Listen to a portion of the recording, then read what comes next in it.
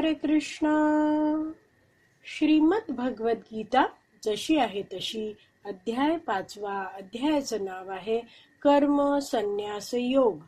आपण 25वा श्लोक वाचायला सुरुवात करणार आहोत. त्याआधी श्रील प्रभुपादांना प्रार्थना करूया.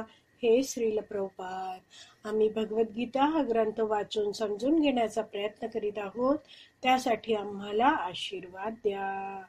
धन्यवाद प्रभुपाद. श्लोक क्रमांक 25. भगवान श्रीकृष्ण अर्जुनाला आत्मसाक्षात्कारी व्यक्ती आहे त्याच्याबद्दल सांगता आहेत.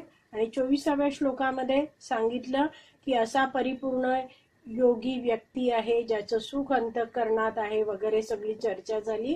तर असे हे जे परिपूर्ण योगी असतात ते कसे असतात ते 25व्या श्लोकात भगवंत म्हणत आहेत.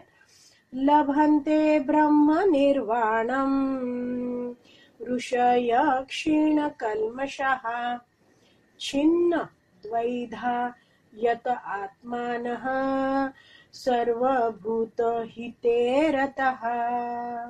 भाषांतर, जे संशयापासून उत्पन्न होणाऱ्या द्वंद्वांच्या पलीकडे आहेत, ज्यांचे मन अंतरातच रममाण झाले आहे, जे सर्व जीवांच्या कल्याणार्थ कार्य करण्यामध्ये नेहमी व्यस्त असतात आणि जे सर्व पापांपासून मुक्त आहेत, ते ब्रह्मामध्ये मुक्तीची प्राप्ती करतात. तर शब्द बघूया.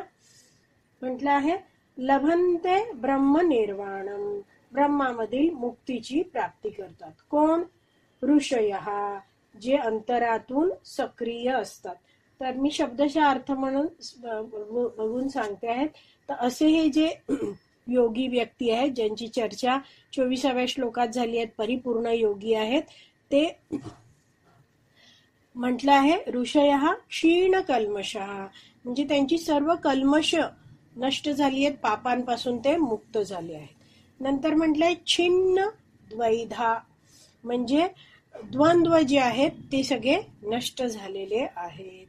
आणि यत आत्मान, आत्मसाक्षात्कारामध्ये ते युक्त आहेत. आणि सर्व भूत हिते रता, सर्व जीवांच्या हितामध्ये कल्याणार्थ ते मग्न झालेले आहेत.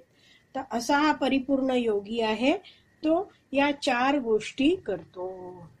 तर गीताभूषण टीका आहे ती वाचूया.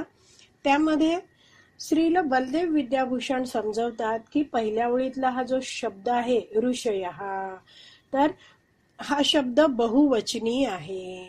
तर बहुवचनी आहे म्हणजे खूप साऱ्या साधकांनी साधना करून अशी सिद्धी प्राप्त केली आहे. ब्रह्मनिर्वाणम, ब्रह्मामधील मुक्ती त्यांनी प्राप्त केलेली आहे. तर ऋषी म्हणजे कोण असतो? ऋषी म्हणजे तत्वद्रष्टा असतो, म्हणजे ज्यांनी तत्व जाणलेले असते आणि ज्याचे संशय आहेत ते नष्ट झालेले आहेत आणि तो अविद्येपासून मुक्त आहे. सगळं अज्ञान त्याचं नष्ट झालं आहे आणि त्यांनी मनाला आपल्या निग्रहित केलेले आहे आणि तो सर्व जीवांच्या हितासाठी प्रयत्नशील असतो. तर असा व्यक्ती आहे तो परमात्म्याची प्राप्ती करतो आणि मुक्त होतो. तर श्रील बलदेव विद्याभूषण पुढे तत्वदृष्टा या व्यक्तीबद्दल म्हणतायत की असा आहे तो व्यक्ती तत्व जाणणारा आहे. म्हणजे काय तो जाणतो? तो जाणतो की मी आत्मा आहे, भगवंत आहेत ते परमात्मा रूपामध्ये सर्वांच्या हृदयात राहतात आणि असे हे परमात्मा रूपातले भगवंत सगळ्यांचे हितचिंतक आहेत आणि सगळ्यांशी भगवंत समभावाने वागतात, भेदभाव करत नाहीत. तर असा हा तत्ववेत्ता तत्वदृष्टा व्यक्ती आहे. तो कसा आहे? भगवंतांच्या संबंधात म्हणजे भगवंतांच्या विषयी त्याच्या मनात कोणतेच संशय नाहीयेत. तर संशय कोणते असतात भगवंतांविषयी? की भगवंत कोणाला वाटतं की भगवंत आमच्या प्रती क्रूर वागताहेत, भेदभाव करतायत, आम्हाला जास्त दुःख देत आहेत, असं वगैरे वाटणं हे संशय. पण हा जो भगवंतांविषयी आणि स्वतःविषयी जाणकार आहे, त्याच्या मनात असे कोणतेच भगवंतांविषयी संशय नाहीयेत. तो जाणतो भगवान श्रीकृष्ण हे परमेश्वर आहेत, भगवंत आहेत, आणि त्याला सतत जाणीव आहे की माझे भगवंत माझ्या हृदयात परमात्मा रूपात माझे हितचिंतक म्हणून माझ्या सतत माझे म्हणजे म्हणतात ना माझ्या बरोबर आहेत, मित्र आहेत. तर असा व्यक्ती आहे तो कसा आहे, अविद्येपासून मुक्त आहे, म्हणजेच तो शारीरिक स्तरावर नाहीये, पूर्णपणे आत्मा स्तरावर आहे. तर असा व्यक्ती आहे तो कसा असतो, मुक्त असतो.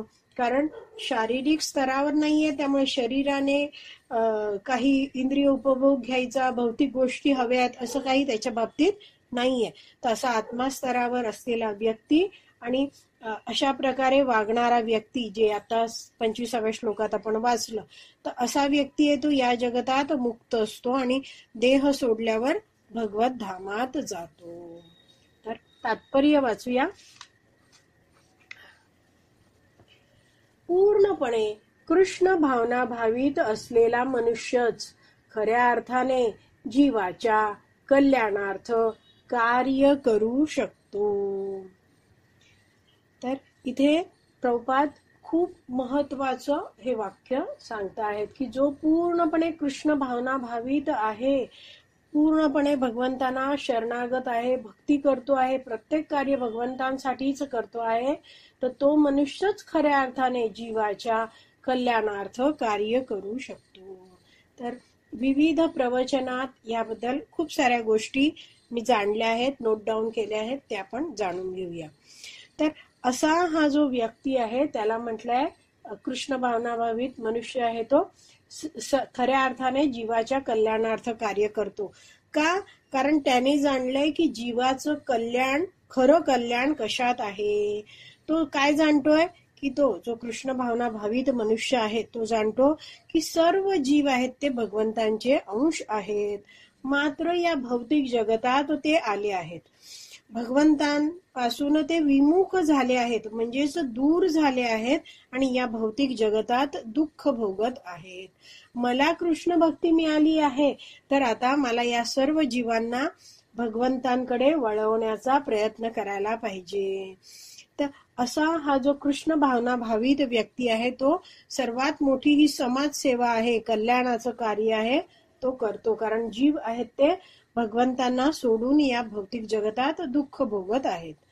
तर चैतन्य चरितामृत मधला एक श्लोक आहे, कृष्ण भूलिया जीव अनादि बहिर्मुख अतएव मायादेय तार संसार दुःख. म्हणजे कृष्णाला भूलिया, कृष्णाला विसरला आहे आणि जीव काय करतोय, अनादि काळापासून, खूप काळापासून बहिर्मुख झाला आहे, भगवंतांपासून मान त्यांनी वळवून घेतली आहे आणि म्हणून या भौतिक जगात तो येतो आणि अतएव मायादेय तार संसार दुःख, तर मायेकडून तो दुःख प्राप्त करतो. तर वैष्णवाचार्य समजवतात की प्रत्येक जीव या भौतिक जगतात दुःख प्राप्त करतोय, त्याचं एकच कारण आहे. का? कारण तो हरी विमुख झाला आहे, भगवंतांची आपलं जे नातं आहे ते सोडून तो स्वतंत्रपणे इंद्रिय तृप्तीच्या इच्छा करण्यासाठी या जगतात आला आहे आणि म्हणून स्वतःला स्वामी मानतो आहे, शारीरिक स्तरावर जगतो आहे आणि जन्म मृत्यू जरा व्याधीच्या चक्रात तो अडकून पडलेला आहे. तर असा हा जो भौतिक जगतात आलेला जीव आहे, ज्याने भगवंतांशी असलेला आपला संबंध विसरला आहे, तो सगळं स्वरूप जे असतं, जीवेर स्वरूप है कृष्णेर नित्य दास, मी भगवंतांचा दास आहे, मी भगवंतांचा अंश आहे, मी आत्मा आहे, हे सगळं तो विसरलेला आहे आणि म्हणून तो या भौतिक जगतात दुःखात आहे असं म्हटलं जातं. आणि असा दुःखात असलेला व्यक्ती आहे त्याला भक्तीचं मार्गदर्शन केलं जातं आहे, कोणाकडून? कृष्ण भावना भावित व्यक्तीकडून. आणि म्हणून म्हटलंय की कृष्ण भावना भावित असलेला जो मनुष्य आहे तो खऱ्या अर्थाने जीवाच्या कल्याणार्थ कार्य करू शकतो. पुढे वाचते आहे, श्रीकृष्ण हेच सर्व गोष्टींचे उगम आहेत, याचे ज्ञान वास्तविकपणे जेव्हा मनुष्याला होते तेव्हा त्या भावनेमध्ये तो जे कार्य करतो ते सर्वांच्या कल्याणार्थ असते. तर हा जो परिपूर्ण कृष्ण भावना भावित व्यक्ती आहे तो स्वतः भगवंतांबद्दल जाणतो आहे आपल्या अधिकृत आध्यात्मिक गुरूंकडून आणि तो सगळ्यांच्या कल्याणाचा विचार करतो आहे. तर यासाठी एका प्रवचनात एक भक्त श्रील प्रभुपादांचं उदाहरण देऊन समजवत होते की प्रभुपाद विदेशात अमेरिकेला जाण्याच्या आधी कुठे राहत होते? काही वर्ष वृंदावनात राहत होते. राधा दामोदर मंदिर आहे, त्यामध्ये छोट्याशा त्यांच्या 2 खोल्या होत्या आणि तिथे ते राहत होते. तर तिथेच ते भक्तिमय जीवन आपलं उरलेलं आयुष्य काढू शकले असते, पण गुरूंनी त्यांना आज्ञा दिली होती. कधी भेटले होते ते गुरूंना? 1922 साली प्रभुपाद भेटले होते आणि तेव्हा त्यांचे जे आध्यात्मिक गुरु श्रील भक्ती सिद्धांत सरस्वती ठाकूर यांनी सांगितलं होतं की वैदिक शास्त्राचा विदेशात प्रचार करायला हवा. आणि त्या गुरूंना भेटल्यापासूनच हे जे प्रभुपाद आहेत त्यांचं आधीचं नाव आहे अभय चरण, तर त्यांनी काय केलं? वैदिक शास्त्राचा अभ्यास सुरू केला आणि गुरूंच्या मार्गदर्शनानुसार त्यांनी संपूर्ण जगातील सगळे जे लोक आहेत त्यांना कृष्ण भक्तीचं महत्व पटवून देण्यासाठी खूप प्रयत्न केले आणि 1965 साली विदेशात ते गेले. कशा रीतीने गेले? फारसे पैसे नव्हते, त्यामुळे एक जहाज होतं, मालवाहू जहाज, त्याने समुद्राचा प्रवास करून ते गेले. खूप प्रचंड प्रयत्न केले प्रभुपादांनी प्रचारासाठी विदेशामध्ये आणि पुढच्या 12 वर्षात प्रभुपादांनी अनेक ग्रंथ लिहिले. म्हणजे 1965 सालापासून 1977 या 12 वर्षात प्रभुपादांनी अनेक सारे ग्रंथ लिहिले, जगभर प्रचार केला. अगदी वृद्ध अवस्था आली होती, त्याची काळजी न करता त्यांनी पूर्ण पृथ्वीला 14 वेळा प्रदक्षिणा घालत विमानाने प्रवास केला. आणि 14 नोव्हेंबर 1977 साली जेव्हा प्रभुपादाने देह सोडला त्याआधी त्यांनी संपूर्ण जगभरात 108 मंदिरांची स्थापना केली होती आणि ज्या मंदिरामध्ये कृष्ण भक्तीचं मार्गदर्शन सगळ्यांना केलं जातं. अनेक सारी कृषी समाज, फार्म कम्युनिटीज पण म्हणतात, ते निर्माण केलेले आहेत. गोशाला आहेत, 10,000 शिष्य प्रभुपादांनी बनवले. तर अशा रीतीने काय आहे, हा जो कृष्ण भावना भावित मनुष्य आहे, पूर्णपणे कृष्ण भावना भावित मनुष्य आहे, तो जे काही कार्य करतो आहे, इथे प्रभुपाद जसं म्हणतात की ते सर्वांच्या कल्याणार्थ असतं. तर साधारणपणे जो भगवंतांना सोडून, भगवंतांची नातं विसरून आलेला व्यक्ती या भौतिक जगतात जेव्हा शारीरिक स्तरावर जगतो आहे, तर प्रत्येक वस्तूकडे तो कसा बघतो? भोग भावनेने बघतो. का? कारण सुखाच्या शोधात असतो. पण जो कृष्ण भावना भावित व्यक्ती आहे, जो भगवान श्रीकृष्णांची भक्ती करतो आहे, तर तो जाणतो, आध्यात्मिक ज्ञान त्यांनी आपल्या गुरूंकडून, भक्तांकडून प्राप्त केलंय, तर तो जाणतो की सगळं काही या जगतात आहे ते भगवंतांचं आहे. माझं हे शरीर सुद्धा भगवंतांनीच दिलेलं आहे आणि मी सुद्धा भगवंतांचा नित्य दास आहे. आणि म्हणून आपल्याकडे असलेल्या प्रत्येक वस्तू तो भगवंतांच्या सेवेत लावतो.